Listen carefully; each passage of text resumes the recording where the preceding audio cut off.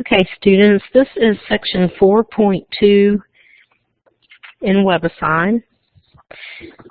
All right, and the first thing we're going to deal with is some summations. So that's what that sigma means. Hopefully y'all have all reviewed the notes, watched some videos, and so you have a little bit of understanding going into this. So the sigma means summation. Let me scroll down a little bit. Uh-oh. Sorry about that. Wrong screen. I wouldn't believe how many things are pulled up here. All right, here it is. Okay. And all that means is to add up or to sum some formula. So we're going from I equals 1 to 6 of 8i plus 5. So you're just going to substitute 1 in place of your I. So this is I equals 1. And then we're adding our next I, which is going to be 2. So you're plugging in 2 for your I. 8 times 2 plus 5. So that's for I equals 2. And you just keep on going until you get to 6. So 8 times 3 plus 5. So that's I equals 3. 8 times 4 plus 5.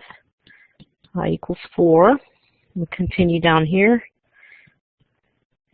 8 times 5 plus 5 is I equals 5. And then 8 times 6 plus 5. So that's for I equals 6. And then you could just, plug all this into your calculator. All right, so looks like the first one, 8 plus 5 is 13.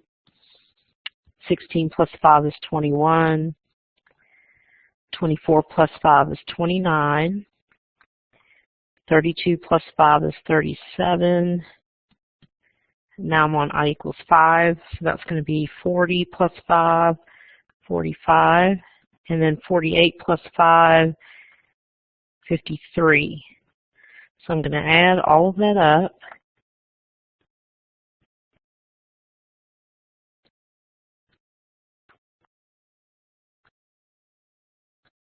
You can't see this part, but I'm adding it all up on my calculator. I got 198 for my total. So let's check that answer.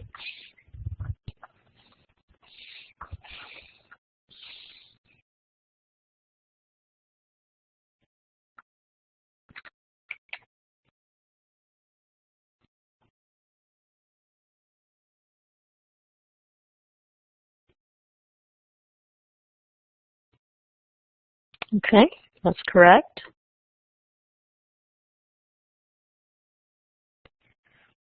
All right, so the next one is very similar to this. We're finding the sum k equals 3 to 6 of k times k minus 2. So for k equals 3, it would be 3 times 3 minus 2, which is 1, plus for k equals 4 would be 4 times 4 minus 2, which is 2. For k equals 5, 5 times 5 minus 2, which is 3. And for k equals 6, 6 times 6 minus 2, which is 4.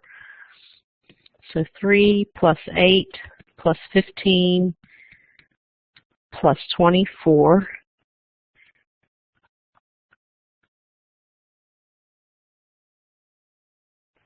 That equals 50.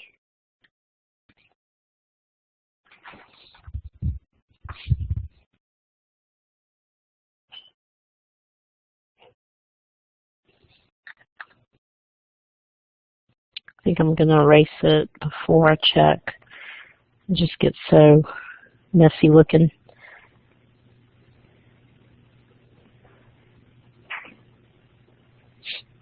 All right.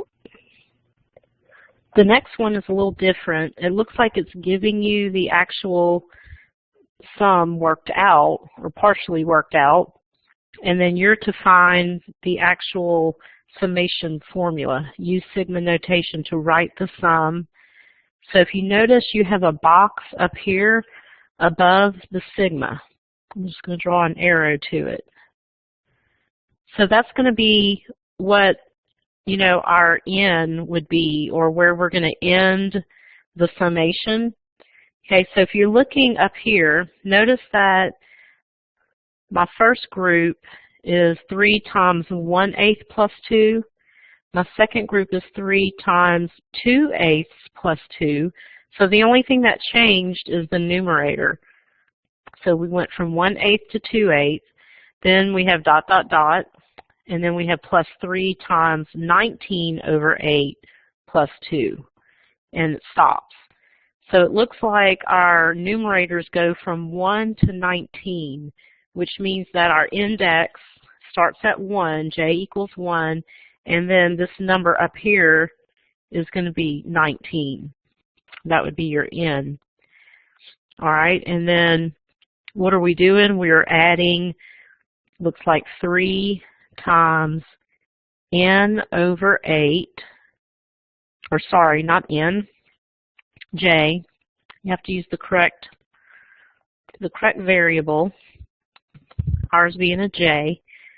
So j, I'm going to use a capital J, j over 8 plus 2. So that should go in our box.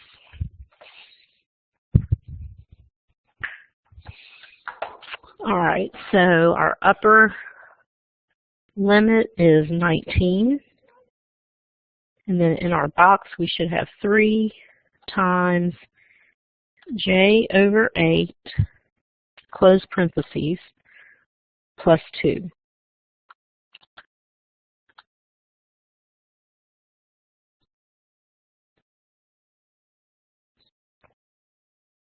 Check it.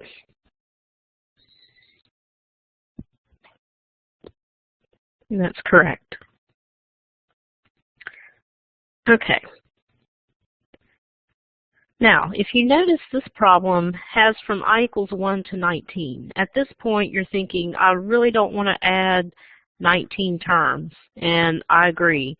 So you're going to use your actual summation formulas. That's what they mean by using the properties of summation in Theorem 4.2 to evaluate the sum. So we're going to use our summation formulas to do this problem. Okay? And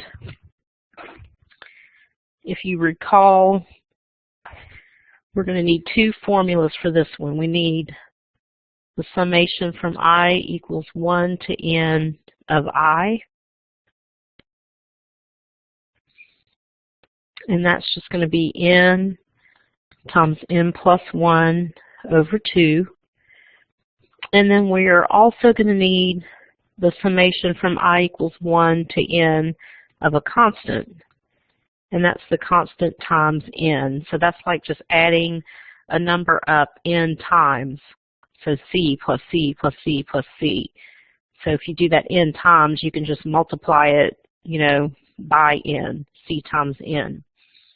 All right, so our problem, we have a 4 in the front of the I. So 4 times n plus 1 over 2. And then minus 6, and then that's just going to be multiplied by n. So 6 is your constant. All right, so notice now that what is our n in the problem? In this problem, our n is 19. So that's going to be that number on the upper part of the summation symbol, or your upper limit, so to speak. So you're just going to fill in that n with a 19. So 4 times 19 times 20 all over 2 minus 6 times 19. And I have this one worked out ahead. I got 646, so that should be correct.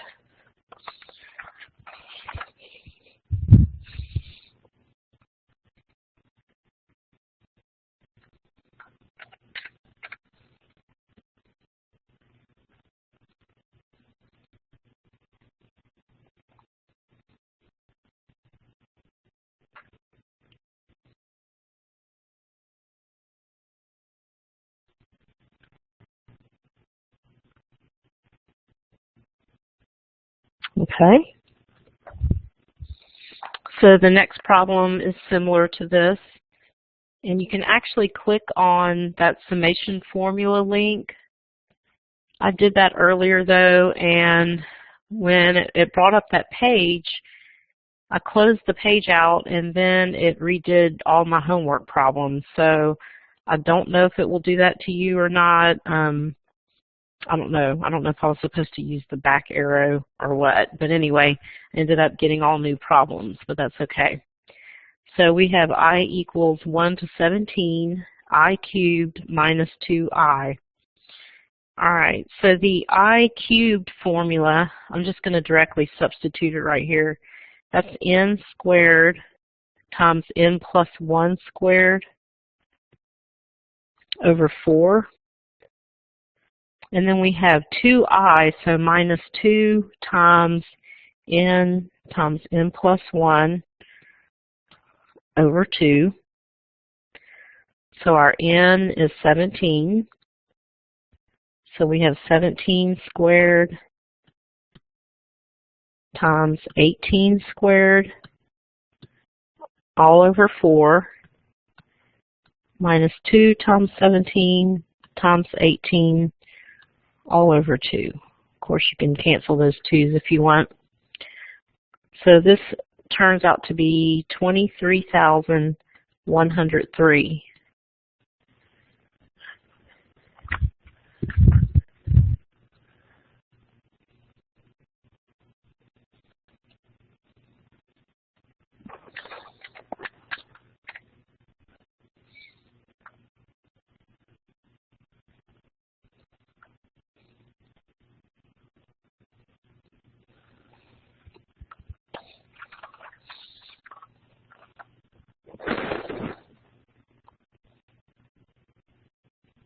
Okay.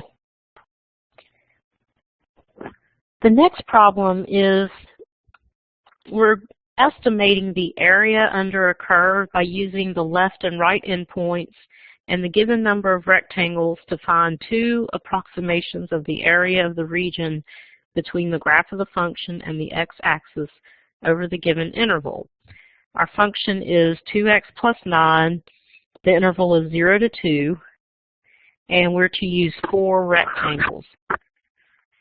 So it kind of helps to draw a graph so you can see what's going on. I'm very much a visual learner, so it helps me to draw a graph, so I would think it would help you as well. All right, so since my graph is just from 0 to 2 on the x-axis, I'm just going to plug in 0. So f of 0 would be 9. This is not going to be a very accurate graph. It's just a rough graph, just so you can kind of get an idea of what's going on. And then I'm going to plug in 2. So we're just going to let the 2 be over here. Here's 1. All right, so if I plug in 2, I'm going to get 13. So we'll just say 13 is up here. So f of 0 is 9. So I'm going to put a dot there. F of 2 is 13. So I'm going to put a dot here. We know that this is just a line. All right. So we're looking at this region.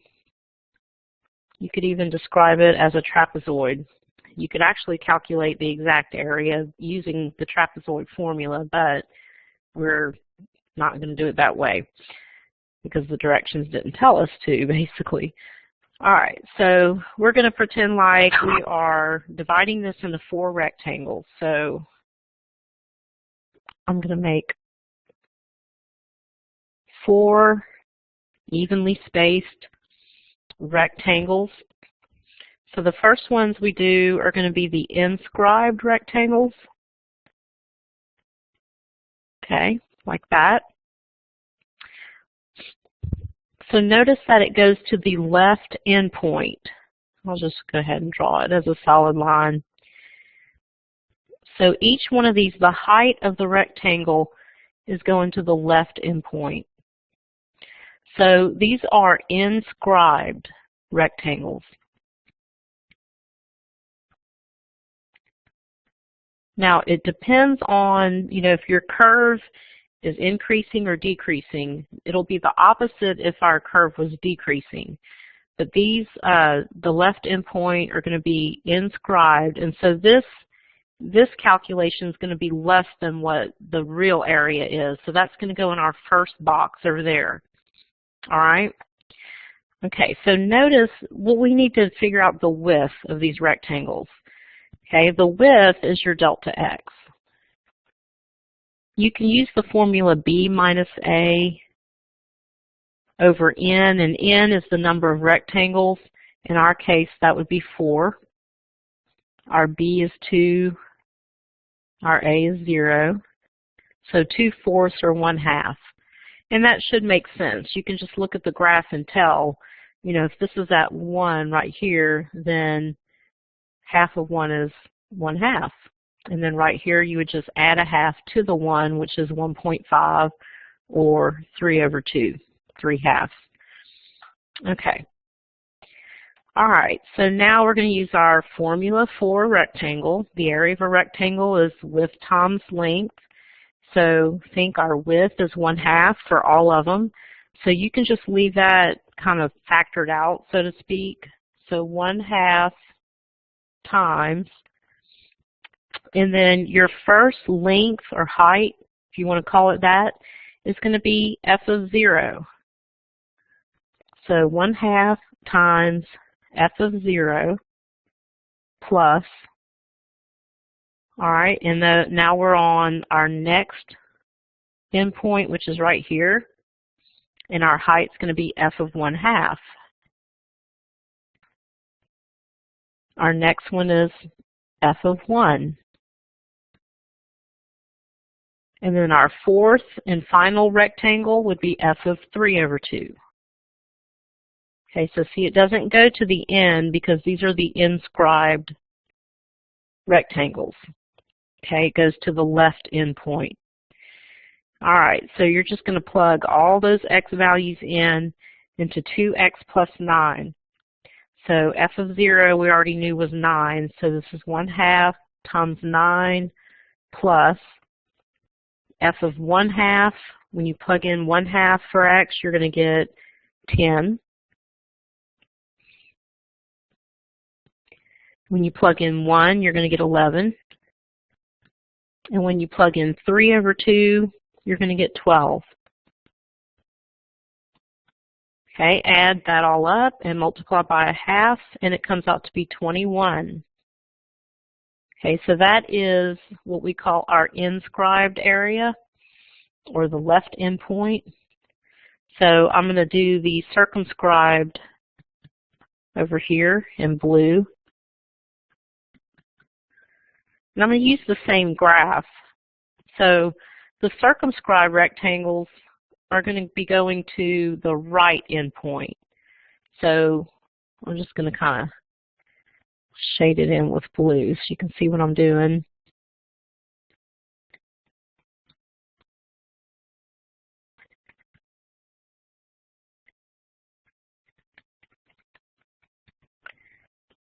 So that's the right endpoint.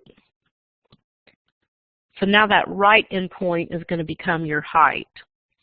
So your width, delta x, is still 1/2. So it's, you know, the width times the length or height of all these rectangles. So 1/2 times.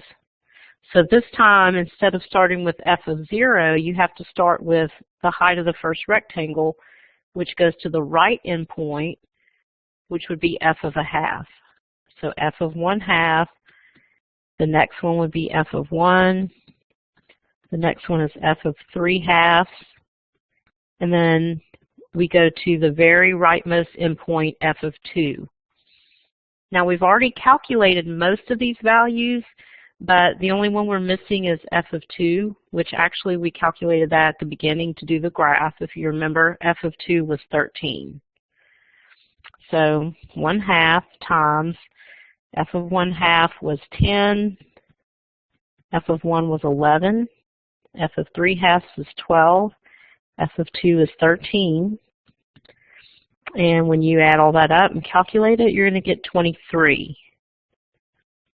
All right, so our area is between 21 and 23. If you had to make an educated guess, it would probably be 22, since this is a line. Makes sense.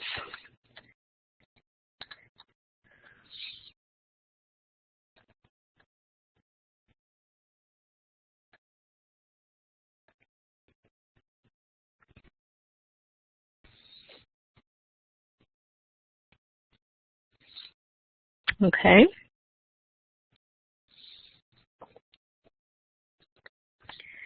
So the next problem, we're going to do the same thing. It's just a little bit harder, I guess you could say, because it's a quadratic.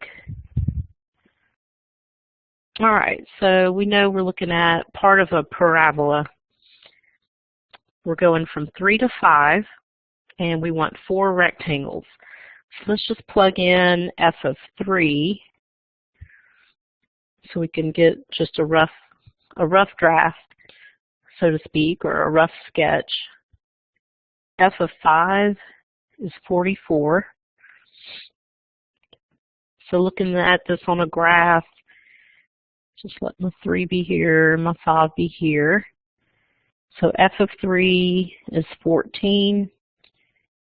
F of 5 is 44. I told you it was going to be very rough.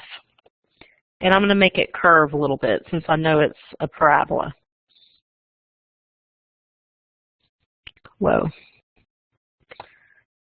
Okay, we want 4 rectangles.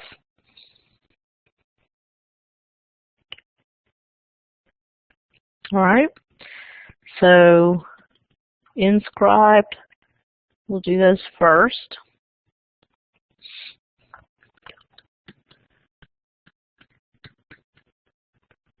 So the inscribed is going to go to the left endpoint again. All right, so what would our width be here? Our delta x, you can get it by doing b minus a over n, so 5 minus 3 over 4, 2/4, which is 1/2. Okay. All right, so our first height would be f of 3. So we're going to the left endpoint here. Let me make those dots a little bit more bold. So f of 3, and then plus. So what you can do here, since we didn't start at 0, you could just add 1/2 or 0.5 if you want to make it easier to the 3. And so that would be f of 3.5 for our next one. And then add a 1/2 to that, which would be f of 4. And I'm going to go underneath here. And then add a 1/2 to that, so that would be 4.5. All right, now I calculated this ahead of time just to make it go a little faster. F of 3 was 14. If you remember, we had already done that one. F of 3.5 is 20. F of 4 is 27. And f of 4.5 is 35. So I added all that up and divided by 2, and I got 48. Okay. All right, so think your circumscribed rectangles, those are going to go to the right endpoint, like this.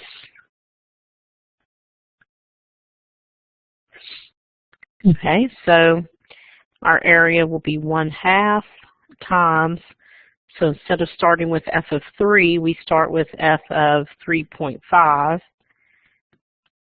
Go to the next one, f of 4, f of 4.5, and then your fourth or final one is going to be that very rightmost endpoint, which is f of 5. Okay, so 1/2 times, so the f of 3.5 was 20, f of 4 was 27. 4.5 was 35. And f of 5, if you remember, we did that at the beginning.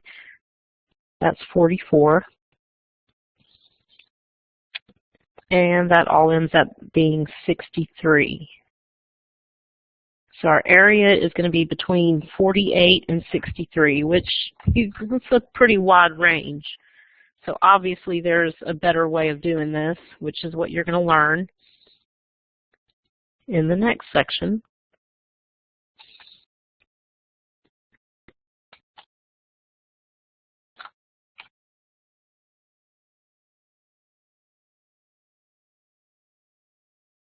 Okay.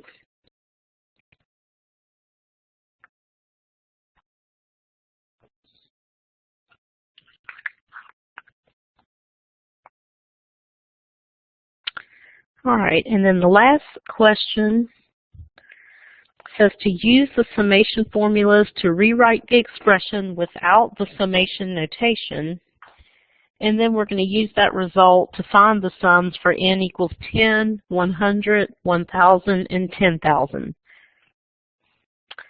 Okay, so this just deals with substituting those formulas for I, the formula for the summation of a constant, and so forth. So we have the summation from I equals 1 to n of 4i plus 3 over n squared. So I'm actually going to separate this into its two components.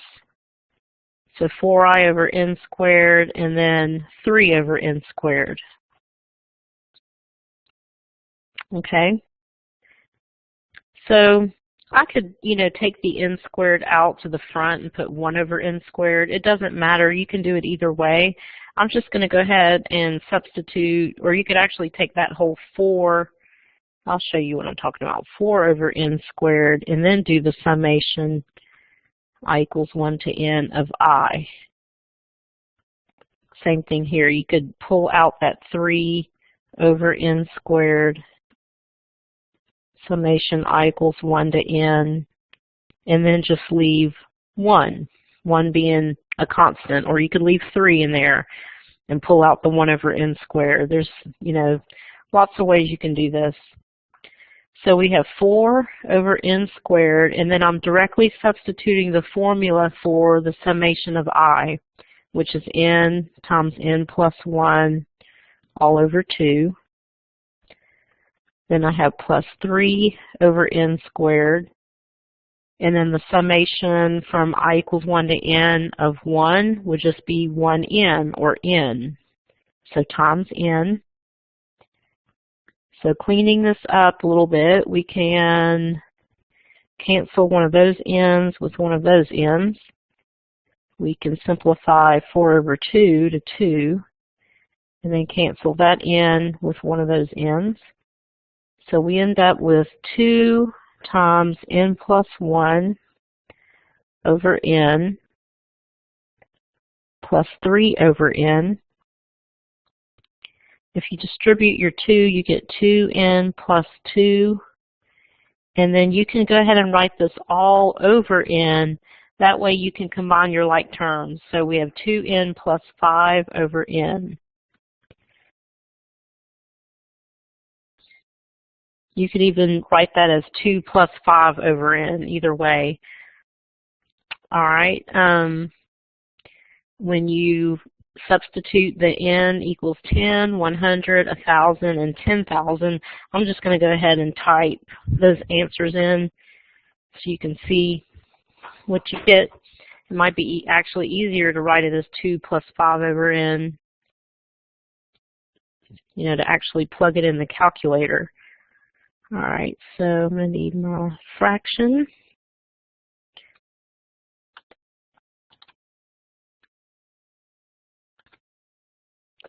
All right, and for n equals 10,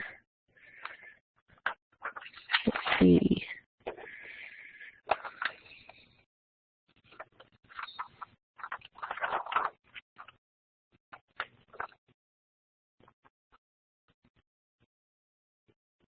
You know what? I don't have those answers written down, so I'll have to do them again. So I think that was 2.5. Yeah. Next one is 2.05. I believe that was 2.005, but let me make sure.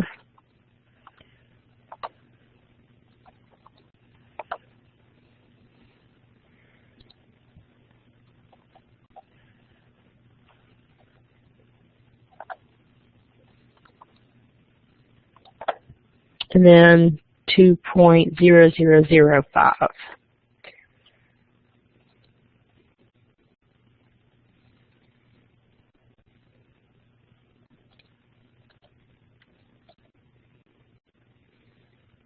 Okay, and that is correct. I hope this helped. Let me know if you have questions. I'll do my best to help you. See you for the next section.